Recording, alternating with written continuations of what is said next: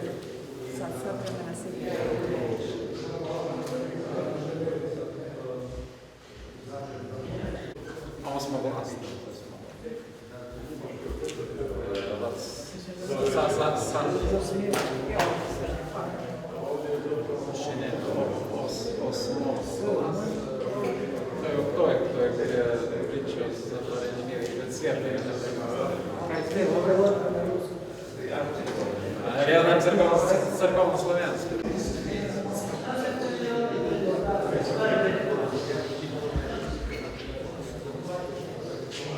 I svaka slika ima svoju priču ovdje. Rekao je da, zanimljivo.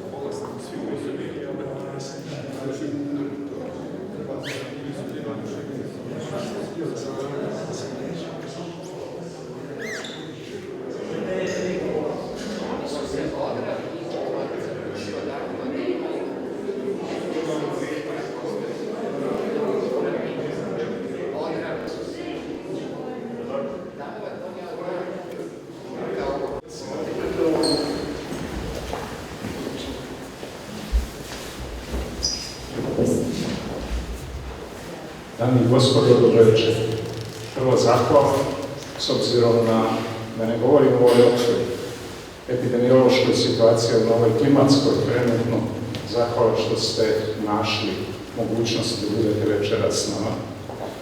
S obzirom na činjenicu da mi, evo, ovih dana je točno 2 godine kada smo ovdje u ovom prostoru otvarali izložbu, također crnogorskog slikara, u okviru Dana crnogorske kulture. Tada nam je na Lučindanu bio gost Kolašin pa je bio umjetnik iz Kolašina, a ove godine nam je na Lučindanu bio grad Horst Cetinje, pa je umjetnik iz Cetinje. Sad Cetinje. Zadovoljstvo mi je da smo ipak, nakon ove pauze, nastavili sa našim tradicionalnim programom Danima crnogorske kulture, u okviru kojih javnosti Zagreba i Hrvatske predstavljamo najznačajnija ostvarenja s područja kulture, suvremene kulture, ali i tradicionalne kulture u Crnoj Gori.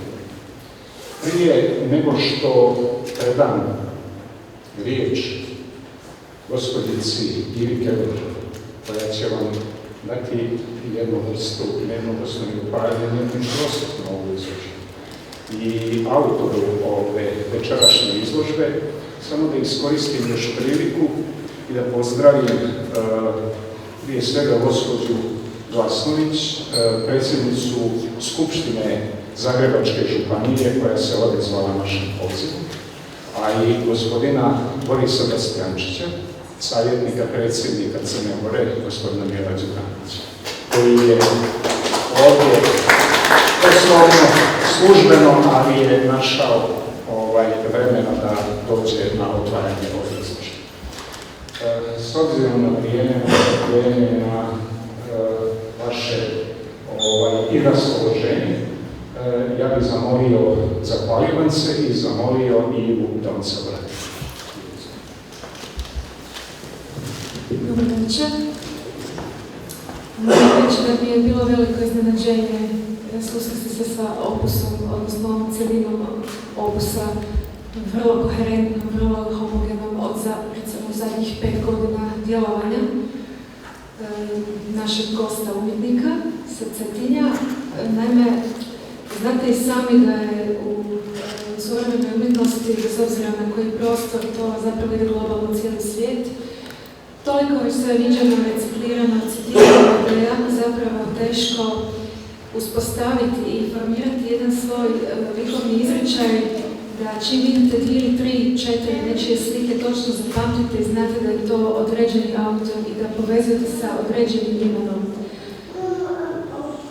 U cijeloj toj kakofoniji zapravo tih likovnih tendencija s kojima se danas susrećemo, pa i nekakve, čak rekla bih, male diktature, hiperrealizma, fotorealizma, a s druge strane beskompromisne apstrakcije, Luka Lagator radi jedan slikarski svijet koji je, kao što je cijenjeni kolega Dimitrij Popović već istaknuo u predlogu kataloga, iznimno simboličan.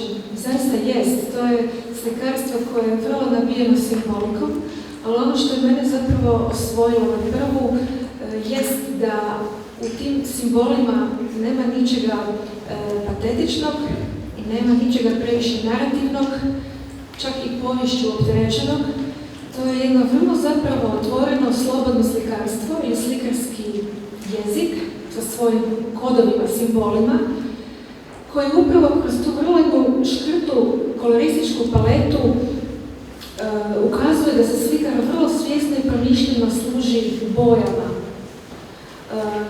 Bez obzira što mu piše u biografiji da je karikaturist, ja bih po njegovom senzibilitetu i po načinu na koji tretira površinu i kompoziciju kadra i te duboke, fine planove i perspektivu zapravo rekla da je po svom nekom primarnom habitusu i obrazovanju prije grafičar ili čak restaurator i konzervator. Vrlo velika pedantnost u samom detalju, bez obzira što neke slike gledaju ovako malo, kako bi rekla, da ih vjetar nosi. To je nešto sasvim drugo, to je simbolika slike, to nije zanatski dio slike. On je vrlo pedantno posvećen zanatu i jako dobro vlada samim kadrom, samom idejom što i na koji način prezentirati unutar tog kadra. Jednako tako, ta njegova sklonost da kroz vrlo zapravo gust, odnosno kroz mnogo nanosa i kroz mnogo slojeva podslikavanja, preslikavanja, evocira čak i simbolički u svojem slikarstvu i prošlost, sadašnjost i budućnost i Crne Gore i njezinog naroda, ali i naše budućnosti uopće s obzirom na tu malo zatamljenu sivu paletu pitanja uopće o opstanku na ovim prostorima i kako će se sve dalje u budućnosti razvijati, on to uspijeva napraviti bez ikakve patetike, sa jednom vrlo reduciranom naracijom, sa uvijek na svakoj slici koncentracijom na jedan ili dva simbola, motiva, i u tom slikarstvu nema ničeg zapravo suvišno.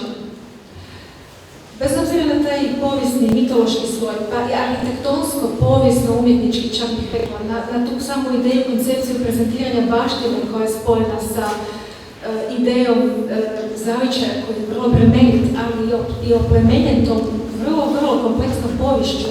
On s druge strane u nekim svojim dijelima se slobodno prepušta apstrakciji i upravo tim apstraktnim platnima se vidi taj njegov jedan grafičarski senzibilitet.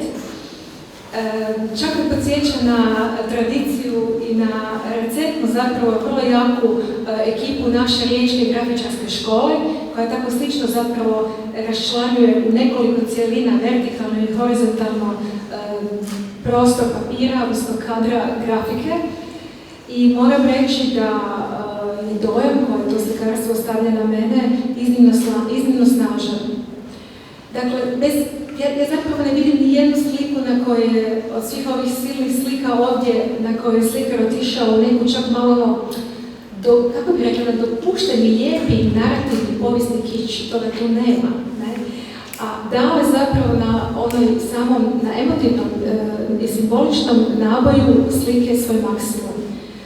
Ja pozdravljam ovo slikarstvo, meni je on zaista otkriće i evo, voljela bih da to nije naš zadnji susret. Čestitam.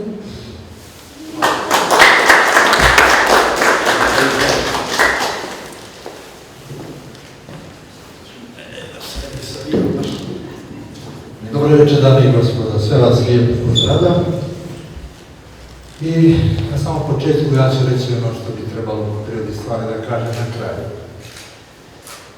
Krivac pod navodnicima za ovaj naš susret, krivac za to što je Cetinje došlo u Zagreb, jeste naša zajednica Crnogoraca u Hrvatskoj, a prije svega Danilo Ivezić, koji je uradio sve. Ovo je njegovo djelo i sama postavka koja je, bila mi je, ja sam kad sam dobio fotografije ove galerije, mislim, onako dojam je bio da je to jedan veliki prostor, pa sam se to dobio tako veliki broj slika.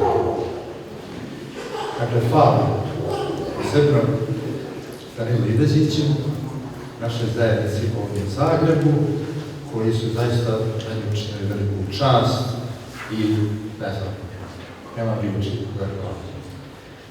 Hvala gospođi Civi koja je rekla, potrefila u sridu, što bi rekli ovi tradicijom, jer tačno je to, ona je, iako ne znamo se, prvi put smo se vidjeli prije 10 minuta, primarno je mene slikarstvo, ipak, iako sam ja i karikaturist, a to je da posebna priča, ali ovo mi je pri srcu, na srcu.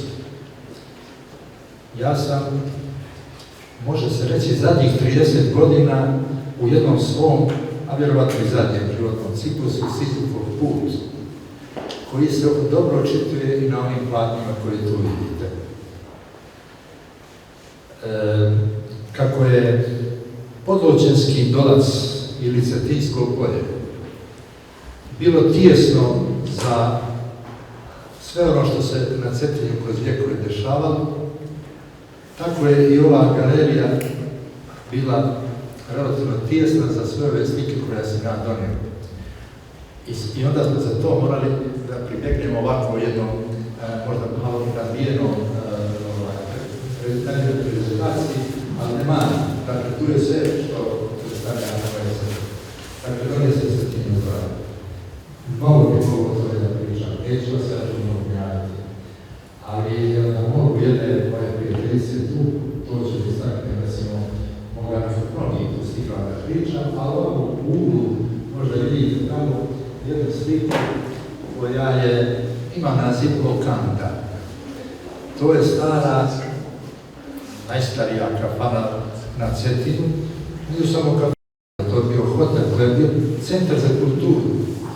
Tu su dolazili pjesnici, tu su dolazili naučnici, književnici, koji god dolazio na Cetinje u to vrijeme, 17., 18., 19. vijek, osjedaju u toj lokani.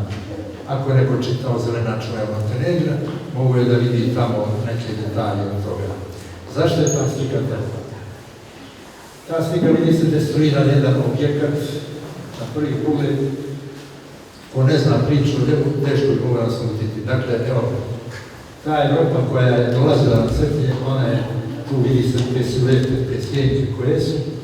1979. godine, kao i mnogi drugi objekti, kada je bio zemljotres na Crnogorskom primorju i ovaj objekat stradao. I nažalost, on je tada morao biti srušen. Gore neko, ako je malo bolje posmatrio tu sliku, vidio je američku zastavu, pa sam dao da čudi tu američka zastava. Upravo u tom objektu je bilo poslanstvo Amerike u Cetini. U Cetini je bilo 12 ambasada, i to može se reći najznačajnijih ambasada toga vremena iz Evrope. Jedan dio ovog mog opusa, zapravo 4 slike malo većeg formata, su direktno inspirisane poezijom Aleksandra Neresa Ivanovića, koji je izuzetan ne samo cetinski, nego i crnogorski lirik, koji možda na najbolji način kroz poeziju, kroz književno djelo oslikao Cetine. Pa ima ova slika koja je na naslovnoj strani kataloga koji iza mene što se nalazi. Ko ne zna tu priču, tu pjesmu, izgledamo malo neobično, a naročito, nažalost, 3 puta kažem, vezano za ove zadnje dane koji su se desili, tako je bilo što ćemo to se može poraditi. Na Cetinju to je dio neke istorije oko ustoličenja, a može da misli da su to sad neki popovi, to ne, to nije to. Ovo je Njegoš koji bolan, tvrdobolan korača Cetinskim poljem prema manastiru i koji ima ono što je, kako se zove pjesma, viziju. On je imao viziju što je kako. Tolike stvari ovoga svijeta bila, a toliko mali broj dana. Ne muči njega svijest o smrti tijela, nego ga muči smrt svijesti tako rana. Tako kaže Aleksandar Neresa Ivanović. Pa je to mene bila jako velika inspiracija da pravim ovo sliku. Ima ovdje pomalo naznake, a možda i konkretno tog ambijentalnog dijela, pa se prepoznaju i biljarda i dvor. Prepoznaje se naročito na svakoj od ovih slika, lovća. I sve ono, ali meni je glavna preokupacija bila da donesem dušu Cetinja, duh svoga grada. Ko malo bolje uđe u ove slike i pogleda ih nezavisno od toga da li je tamo bio, on će to prepoznati. Ja sam srećan koliko to ljudi sa ove distance, koja je ovako geografski velika, ali mi smo svi tu, prepoznaju i sam zaradom, imam još 15 dana, će biti izložba otvorena, pa ako neko sluša i gleda i bude u javnosti, ja pozivam sve ove koji su zainteresovani da pogledaju ovu izložbu. Biće mi drago da ovo moje Cetinje bude makar i na ovaj način kako sam ja to zamislio prezentirano. Ja mogu još dugo pričati, ali vama, dragi moji prijatelji koji ste došli zbog mene ovih slika, iskreno zahvaljujem po ovoj kiši i po ovoj svjetskoj nedaći koja se zove COVID-19, koja je nas sve maskirala, a što se tiče ovoga što prezentiram tu, ja sam se potpuno demaskirao i otvorio svoje srce prema vama kada je u pitanju moje Cetine. Hvala vam, hvala još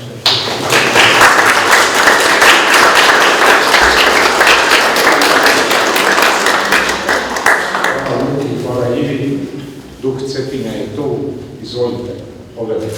Hvala lijepa.